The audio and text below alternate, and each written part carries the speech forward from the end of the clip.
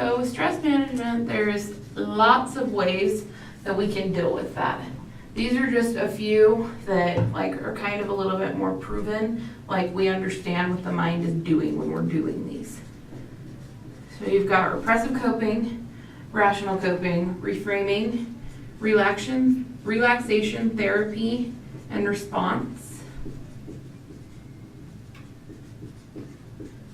Social support.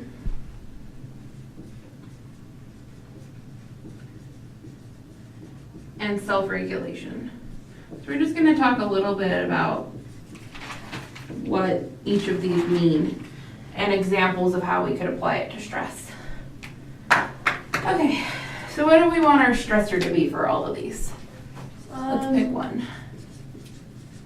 School. Like the chronic stressor?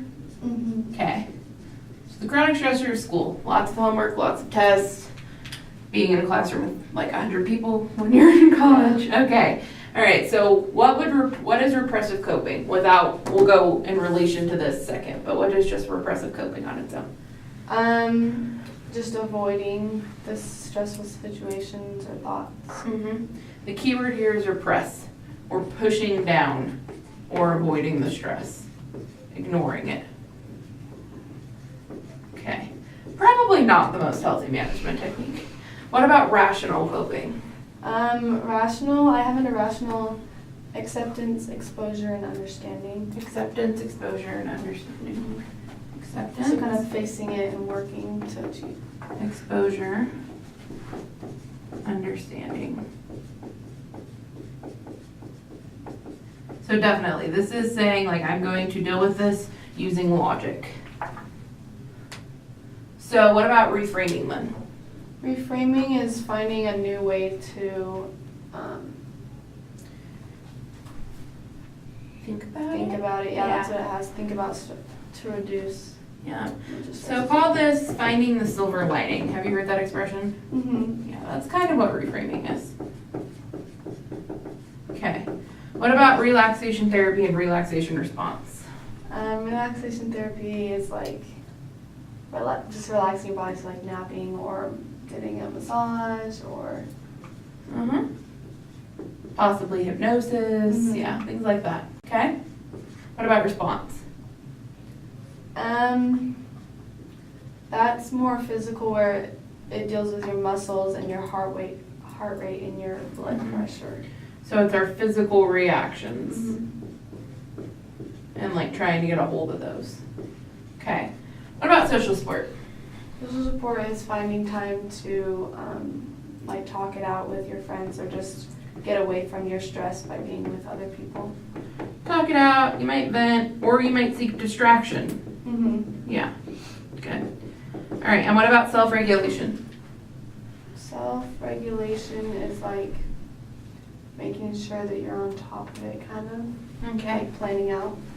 So, planning with yourself, kind of, how you're gonna attack it.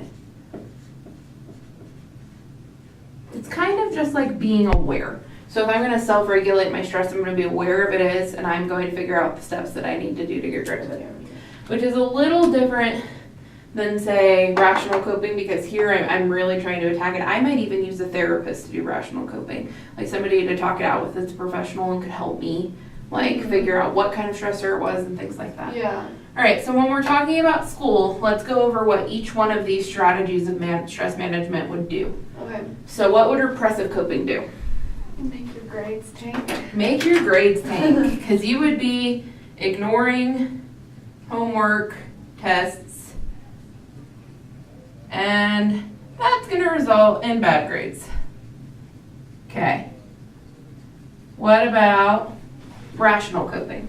Rational coping could be, I was gonna say planning, but now that we have self-regulation, it'd be more like just getting everything done, like accepting that you have a lot of stuff, but you just have to do it, so just kind of starting to do it. Rational coping would just say just deal with it and do it. Mm-hmm.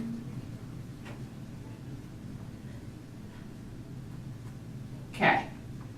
Which is probably going to lead to good grades, but stress still.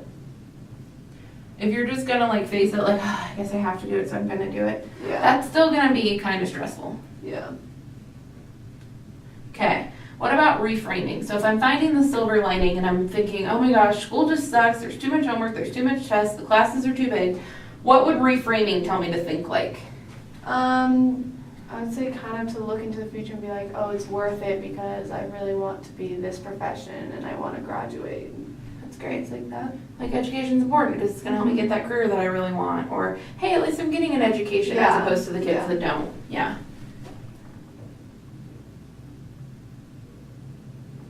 I just think it's funny because I'm literally doing all of these this week.